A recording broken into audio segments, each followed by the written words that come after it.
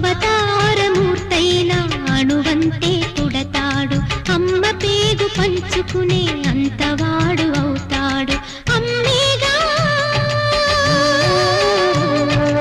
అమ్మేగా చిరునామా ఎంతటి ఘన చరితకి